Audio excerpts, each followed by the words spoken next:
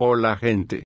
Espero que estén muy bien. En este video resumiré el libro, El futuro del trabajo. Comencemos. Hace 12.000 años comenzó el viaje de los seres humanos hacia la civilización. Aunque estos se reunían en un principio en pequeños grupos, pronto descubrieron las ventajas propias de formar grupos más numerosos, por ejemplo, el poderío bélico. Sin embargo, dichas ventajas comportaban, por otra parte, una pérdida de la libertad individual. A medida que el proceso civilizador se profundizaba, los seres humanos desarrollaron hacia el siglo V una idea revolucionaria, la democracia, aunque este sistema político no se desarrolló plenamente sino a partir del siglo XVIII. Sus efectos han dejado una persistente huella tanto en la sociedad como en el mundo de los negocios de hoy en día. Así pues,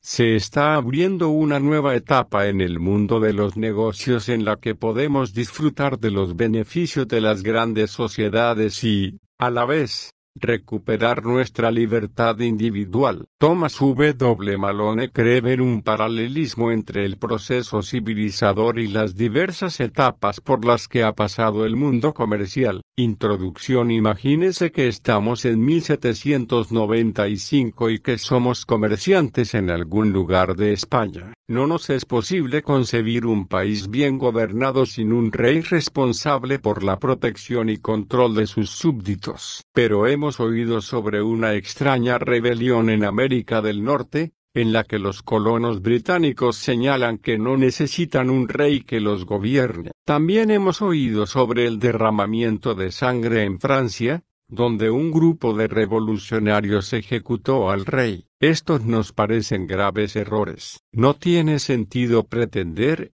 como los revolucionarios democráticos, que la gente puede gobernarse a sí misma. Hoy en día, sabemos cuál fue el resultado de estos extraños experimentos democráticos. Han funcionado muy bien. Las ideas democráticas han triunfado durante 200 años en Europa, América y otras partes del mundo. Nadie hubiera podido predecir a finales del siglo XVIII el éxito político, económico y militar que alcanzarían estos países. Más importante aún, nuestra forma de concebir la sociedad, el papel del gobierno, los derechos de la gente y la importancia de la opinión pública, ha cambiado profundamente. Pero ahora estamos a las puertas de una nueva revolución, una revolución comercial, tan profunda como la revolución democrática de los gobiernos. Esta nueva revolución implicará una nueva transformación de nuestra noción de control. ¿De dónde proviene el poder? ¿Quién es responsable? De nuevo, el resultado será un mundo en el que la gente sea aún más libre. Esta revolución es posible gracias a las nuevas tecnologías relacionadas con la información. Sin embargo, el nuevo impulso para esta transformación del mundo comercial no provendrá de dichas tecnologías sino de nuestro interés innato por una economía flexible y eficiente, por un lado, y de objetivos no económicos, como la libertad, la satisfacción personal y la realización personal, por el otro. Esta es la primera vez en la historia que las tecnologías nos permiten gozar de los beneficios propios de las grandes organizaciones, economías de escala o del conocimiento, sin tener que renunciar a los beneficios de las más pequeñas. Libertad, creatividad, motivación y flexibilidad. La revolución ya comenzó. Sus primeros heraldos aparecieron en las últimas décadas del siglo XX anunciando el empoderamiento de los trabajadores y la creación de corporaciones interconectadas o virtuales. Esto se vio reflejado en el entusiasmo por implementar nuevos modelos comerciales que despertó la burbuja de las .com. Pero al igual que los leales súbditos del rey Carlos V de España en 1795, la mayoría de nosotros no entiende el alcance que tendrán estos cambios. Aún creemos que, cuando se trata de negocios, Alguien debe estar a cargo y ser el responsable. Aún consideramos que los gerentes de una compañía bien dirigida deben estar en control de todo lo que sucede. Nos parece que el poder debe provenir siempre de la cima de la organización, pero las fuerzas tecnológicas y económicas actuales se están dando al traste con estas creencias. Estamos en vísperas de una revolución que cambiará nuestro modo de organizar el trabajo. Un asombroso patrón es sorprendente como, hasta cierto punto, la reciente evolución de las organizaciones comerciales ha seguido el patrón evolutivo de la sociedad en general. Para entender dicho patrón debemos remontarnos hasta los albores de la humanidad. Hasta hace 12.000 años atrás, el ser humano vivía de la caza y la recolección. Los seres humanos se reunían en pequeños grupos de entre 15 y 50 personas. Estos grupos eran en buena medida independientes, pero dentro de los mismos había una gran comunicación entre sus miembros. No había mayores diferencias de poder y estatus, y la mayoría participaba en las decisiones del grupo. Luego, 10.000 años hace, la gente que vivía en la fértil zona del Medio Oriente comenzó a cultivar sistemáticamente y a criar animales en vez de depender únicamente de la caza y la recolección. A medida que la agricultura se extendió y que la población aumentó, aparecieron inevitablemente formas de organización más jerárquicas y centralizadas. Así, los gobernantes, reyes, jefes o emperadores, llegaron al poder y, junto a sus representantes, tuvieron que tomar ciertas decisiones fundamentales. Fue entonces cuando se establecieron los sistemas jerárquicos de comunicación con el fin de apoyar la toma de decisiones centralizada. Los reyes tenían un inmenso poder sobre las vidas de sus súbditos y, por lo general, eran considerados dioses. Incluso en monarquías en las que el rey no era considerado literalmente un dios, el pueblo creía, como lo refleja la doctrina europea del derecho divino del rey, que su autoridad provenía de Dios y que era la fuente y el centro de todo el poder político. Así pues, a medida que el ser humano pasaba de la caza y la recolección a la agricultura, estos grupos organizados se volvían más grandes y centralizados. Hoy en día, solemos pasar por alto este hecho, sin embargo, es uno de los grandes descubrimientos de la historia de las organizaciones. ¿Por qué sucedió de este modo? Los seres humanos cambiaron su forma de organizarse porque, por una parte, los costos de las comunicaciones estaban disminuyendo, y, por la otra, los valores estaban cambiando. La única forma de comunicarse de la que disponían nuestros ancestros cazadores y recolectores era cara a cara. Debían recorrer grandes distancias para intercambiar información con los demás grupos. Sin embargo, la agricultura les permitió a las personas vivir más cercanamente, lo que disminuyó los costos de las comunicaciones. Esto, a su vez, propició la primera etapa del desarrollo de organizaciones más grandes, pero el número de personas que podía comunicarse efectivamente era aún limitado. Este límite disminuyó considerablemente alrededor del 3.000 AC cuando apareció la escritura. Por primera vez era posible comunicarse sin encontrarse cara a cara. Mucha gente considera que la escritura es lo que distingue a las sociedades civilizadas del resto de las sociedades humanas. Aunque no hay consenso entre los antropólogos sobre cuáles son los factores que propician la aparición del Estado, todos están de acuerdo en que la escritura es un factor esencial. Sin la escritura es casi imposible administrar un Estado grande y complejo. Las organizaciones más grandes ofrecen una serie de ventajas: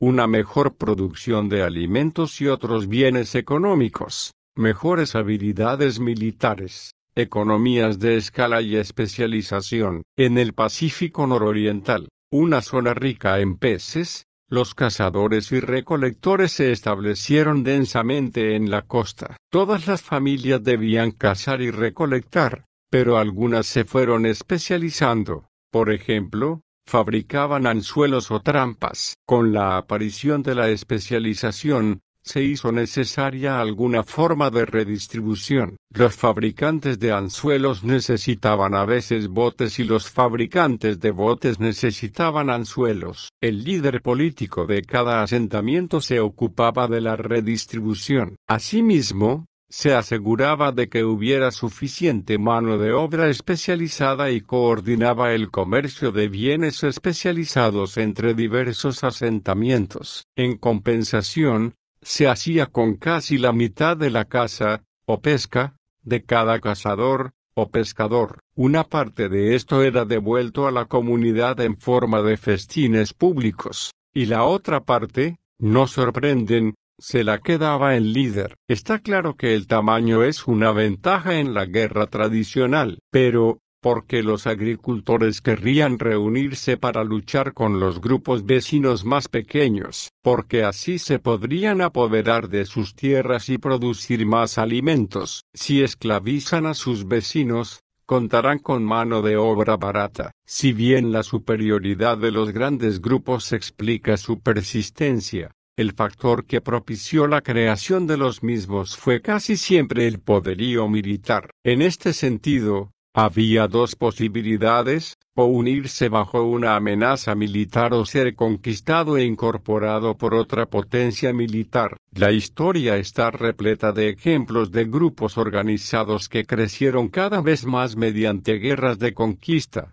El Imperio Romano, el Imperio de Alejandro Magno, los zulus en África, los aztecas e incas en América, etc. Pero, ¿por qué estaban centralizadas estas grandes organizaciones? Porque las grandes comunidades agrícolas no mantuvieron una estructura descentralizada e igualitaria. ¿Por qué se convirtieron en jefes, reyes y, eventualmente, emperadores? Porque era demasiado costoso tomar decisiones de un modo descentralizado en este tipo de sociedades. Les gustara o no a nuestros ancestros, sus sociedades eran más eficientes cuando alguien estaba a cargo y podía recolectar información, tomar decisiones y dirigir a los demás. Pero la elección de adoptar estructuras centralizadas y jerarquizadas tuvo su costo. Por ejemplo, los líderes políticos solían apropiarse, a veces grandes cantidades, del valor económico creado por el grupo. Otro costo fue la pérdida de la autonomía individual. Alrededor del 500 AC, los griegos desarrollaron una idea radical. El poder no desciende del rey hasta los súbditos, sino que asciende de los ciudadanos a la república. Hoy en día, a esto lo llamamos democracia. En la democracia, cada ciudadano puede tomar sus decisiones y comunicarse con cualquiera, pero no fue sino hasta finales del siglo XVIII que esta idea comenzó a echar raíces. Durante varias décadas, la noción ateniense de democracia se fue combinando con nuevas ideas: poder limitado del gobierno, asambleas de representantes, constituciones escritas, separación de poderes, federalismo, leyes aprobadas popularmente, igualdad ante la ley, libertad de expresión, libertad de prensa,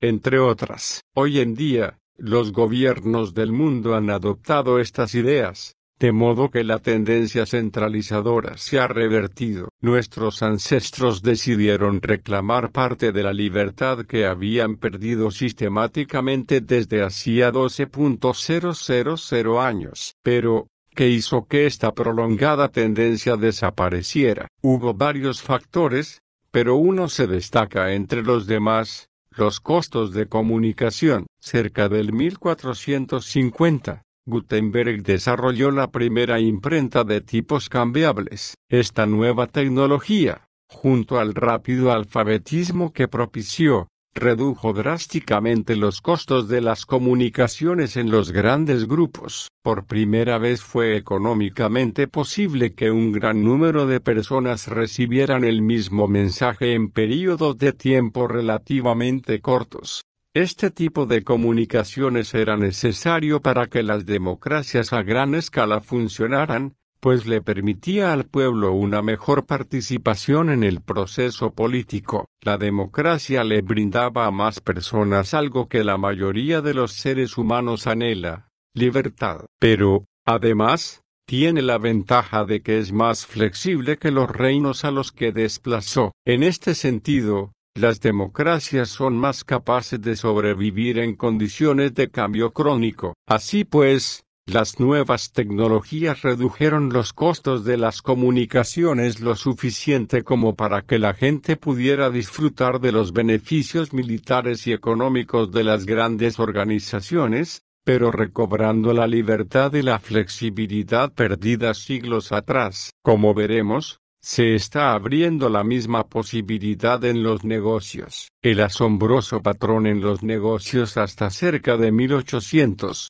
La mayoría de los negocios en el mundo eran pequeños y de tipo familiar, aunque los primeros negocios diferían en buena medida de las tribus de cazadores y recolectores. Sus estructuras eran similares, ambas eran pequeñas, las comunicaciones se hacían cara a cara, disfrutaban de mucha libertad individual y raramente interactuaban con los miembros de otros grupos. En los siglos anteriores a 1800, algunas organizaciones no gubernamentales desarrollaron una estructura jerárquica y con muchos niveles. Los comerciantes fenicios del siglo VIII a.C., la Iglesia Católica y la Compañía de la Bahía de Hudson, son tres ejemplos. Pero no fue sino hasta 1800 que las estructuras jerárquicas se volvieron comunes en los negocios. La industria ferroviaria de finales del siglo XIX, por ejemplo, tenía una jerarquía gerencial muy familiar para cualquier hombre de negocio de hoy en día. Esta nueva forma de organización corporativa se expandió rápidamente y dominó el mundo de los negocios durante todo el siglo XX. La capacidad de establecer este tipo de organizaciones se volvió el sello de un negocio exitoso. Las grandes compañías han logrado así enormes beneficios y han modelado nuestro mundo. La aparición de grandes organizaciones centralizadas se debió a los dos factores que propiciaron la centralización del gobierno: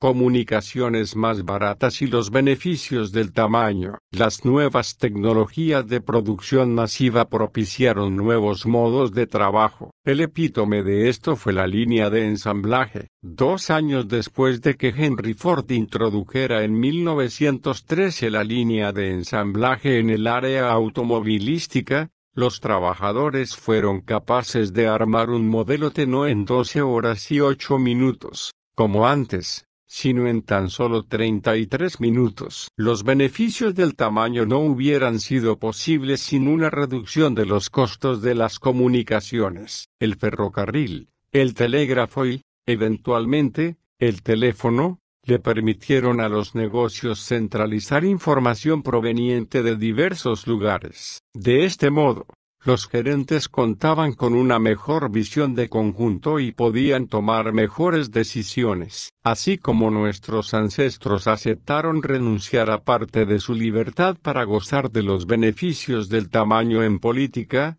buena parte de nuestros abuelos tomó la misma decisión en su vida laboral. Cambiaron su libertad y la informalidad de las granjas familiares por la prosperidad sin precedentes que les brindaba la línea de ensamblaje y la oficina corporativa. A pesar de los titulares sobre adquisiciones y megafusiones, el tamaño promedio de las compañías en muchas industrias estadounidenses está en realidad disminuyendo. Una de las razones de esto es la subcontratación de servicios. Asimismo, hay otra tendencia: asociaciones informales y siempre cambiantes entre personas y firmas, corporaciones virtuales o redes comerciales, que llevan a cabo el trabajo que antiguamente se hacía dentro de grandes organizaciones. Por ejemplo, Intel y Microsoft constituyen un complejo entramado de fabricantes de equipos, desarrolladores de programas informáticos y firmas de servicios profesionales. Hace solo 30 años,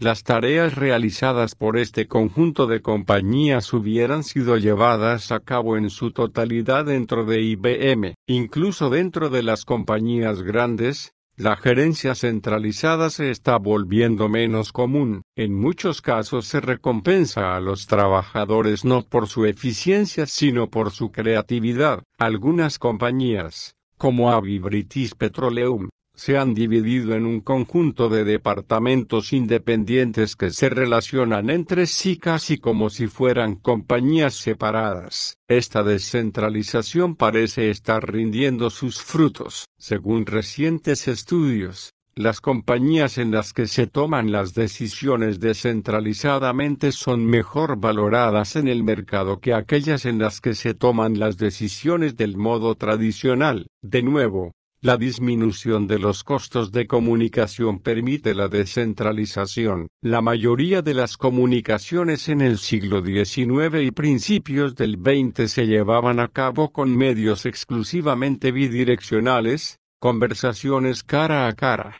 cartas, memos, telegramas y llamadas telefónicas. Las compañías no se valieron de las comunicaciones multidireccionales hasta que se popularizó la fotocopiadora en los años 60. El siglo XX vio el auge de las comunicaciones multidireccionales. Hoy en día, cualquiera que tenga acceso a la Internet puede encontrar gran cantidad de información, casi inmediatamente y, por lo general, sin costo, que, hace unas décadas, solo estaba disponible para la élite que tomaba decisiones. ¿Cuál es la importancia de esto? Las tecnologías de la comunicación de hoy en día hacen posible la existencia de sistemas descentralizados y eficientes. De pronto, se volvió fácil y barato para mucha gente obtener información sin distorsiones y con celeridad. El mismo principio se aplica a la subcontratación de servicios. Cuando las comunicaciones son baratas y sencillas,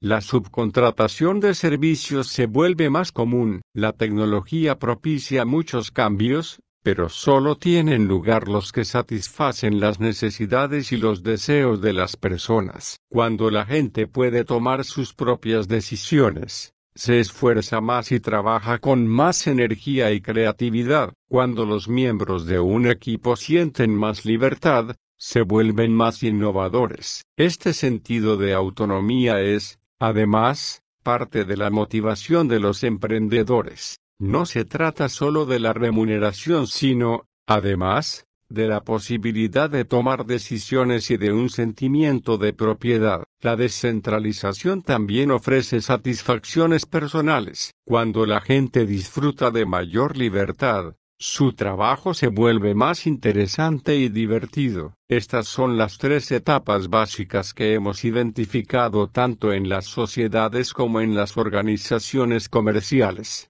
La gente se desenvuelve en pequeños grupos inconexos, se crean grupos más grandes y las comunicaciones se centralizan. Los grandes grupos se mantienen, pero las comunicaciones se descentralizan. Distender la jerarquía. Los negocios descentralizados representan una nueva forma de trabajar, con nuevas reglas y necesidades. A medida que vayamos definiendo este nuevo mundo, necesitaremos de nuevos principios, nuevos procedimientos y nuevos ejemplos. Uno de estos puede ser visto en las oficinas centrales de GLE. Cuando GLE comienza un proyecto de gran envergadura, no crea una nueva organización con varios niveles gerenciales, sino que crea unos cuantos equipos autónomos y libres de establecer su propio ritmo de trabajo. Esto ilustra un buen modo de descentralizar la toma de decisiones, distender las jerarquías. Otro ejemplo es Linux. Hoy en día,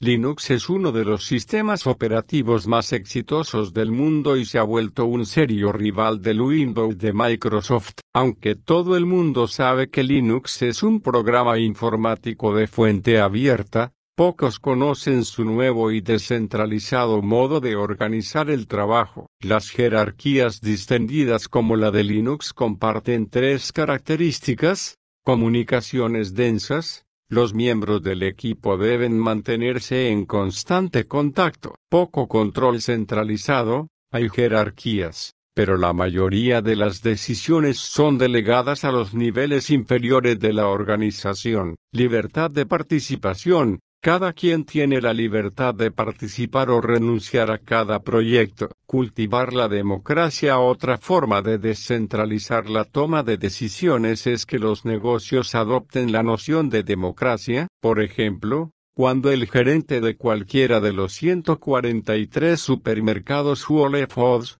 en Norteamérica, decide contratar a alguien, sabe que su decisión es solo una recomendación. Antes de convertirse en un empleado permanente, cada candidato debe cumplir un período de prueba de 30 días en cualquiera de los departamentos de la compañía, y luego todo el departamento debe votar a favor o en contra del candidato en cuestión. En algunos casos, pedirles su opinión a los empleados no es solo una buena idea sino una necesidad. Y con la posibilidad de hacer encuestas a través de la Internet, ahora es más sencillo sondear la opinión de empleados y accionistas. Un buen ejemplo de esto es cuando Hewlett Packard propuso comprar Compaq Computer en 2001. El éxito de la adquisición se debió en buena medida al apoyo de los 86.000 empleados de HP. Las democracias permiten que las personas compartan información entre sí, pero es preciso que todo el mundo respete las decisiones del grupo. En este sentido, las democracias son una especie de intermedio entre las jerarquías controladas y los mercados abiertos. Por lo general, las democracias son más efectivas que los mercados cuando se trata de resolver conflictos de intereses, porque éstas pueden obligar a los individuos a hacer cosas en favor del grupo. Sin embargo, las democracias son poco eficientes al momento de tomar decisiones porque, por una parte, requieren de mayor tiempo, y, por la otra, dado que el voto de cada individuo cuenta por igual, la gente que no conoce bien cierto tema influye en el resultado. Aunque la democracia no es aplicable en todos los ámbitos comerciales, las nuevas tecnologías la hacen viable en un mayor número de situaciones, desatando el mercado. El tercer y más importante modo de propiciar la descentralización en los negocios es desatando mercados. Valerse de terceros es una práctica común en los negocios. Pero, ¿y si este procedimiento se popularizara con creces? ¿Qué ocurriría si ciertas tareas realizadas por las grandes compañías fueran hechas por alianzas temporales de pequeñas compañías y contratistas independientes? En 1998 el autor del presente libro, y Rob Laubacher, acuñaron el término freelancer para designar a un freelance, trabajador independiente, conectado electrónicamente. En una economía dominada por los freelancers, la unidad fundamental no es la corporación sino el individuo. Los trabajadores independientes se reúnen temporalmente para producir y vender bienes y servicios.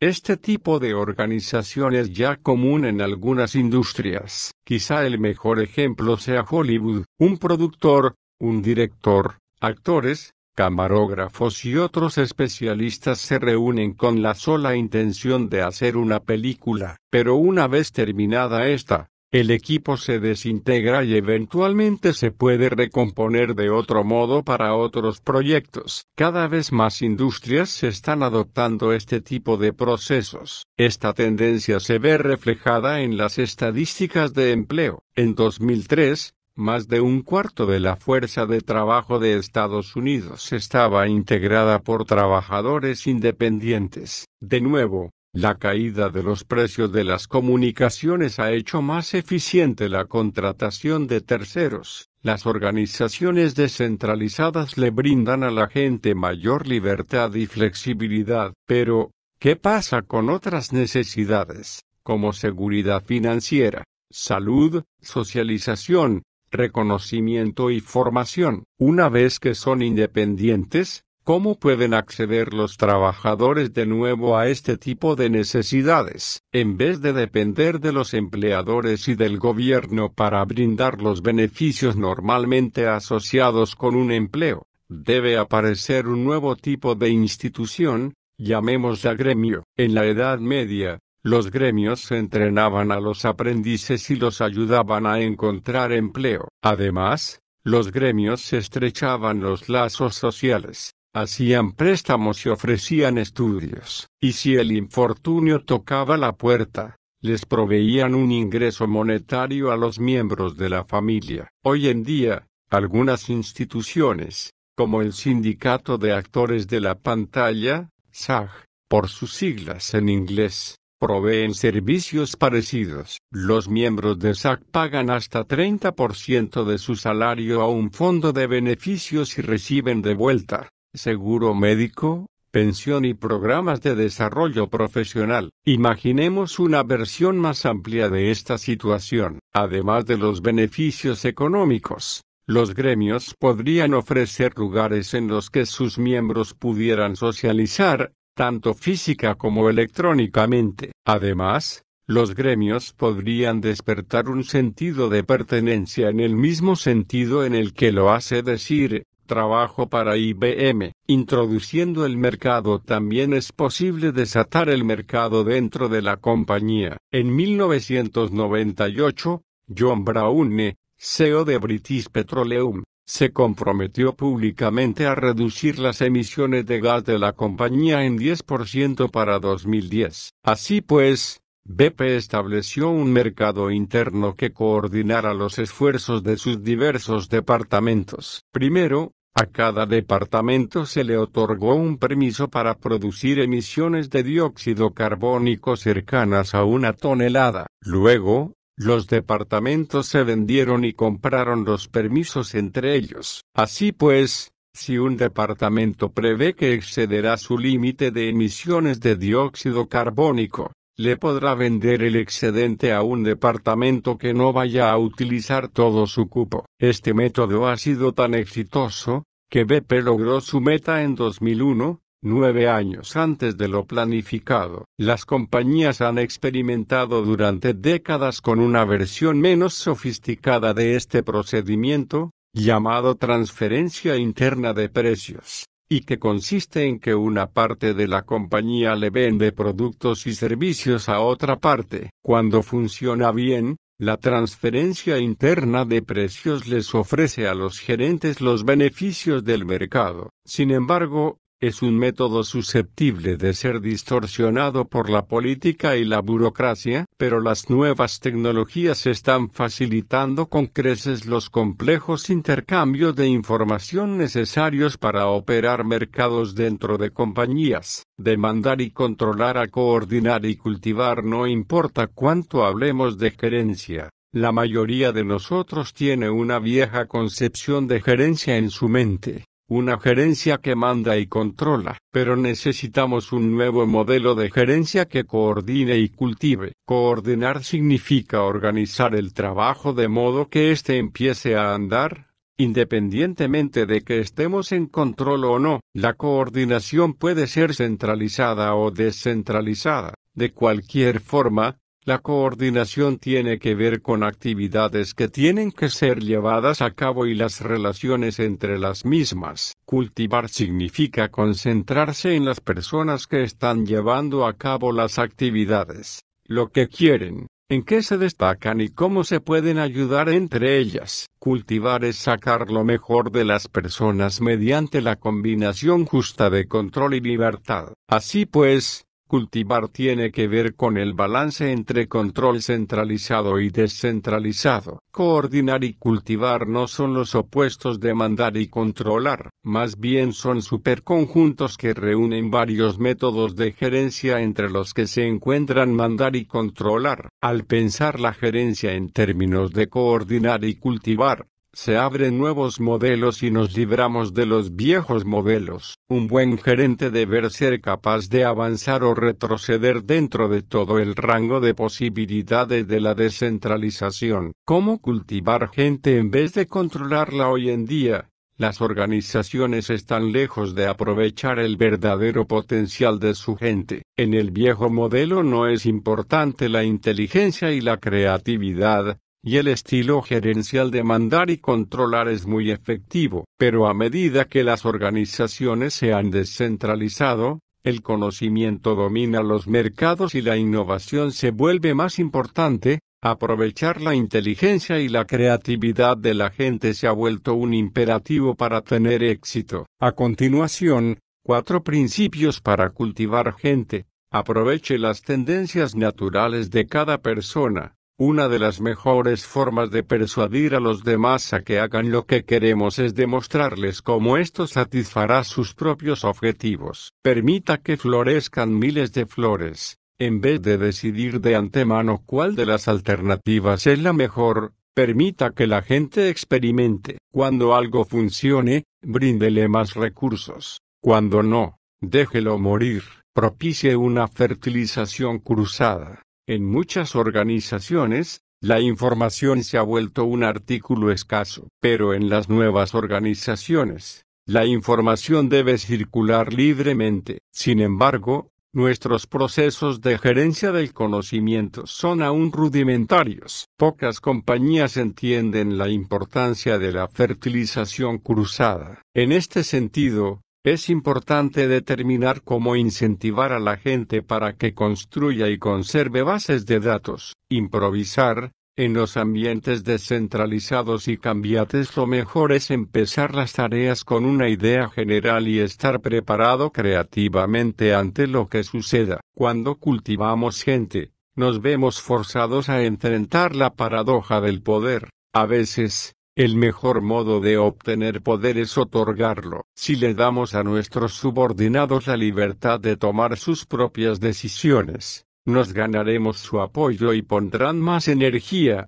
creatividad y dedicación en los proyectos. Así serán más exitosos y usted también. Al darles poder, usted se vuelve más poderoso. Si te gustó el resumen, suscríbete y comenta qué libro te gustaría que resumiera. Nos vemos en el próximo video. Un saludo.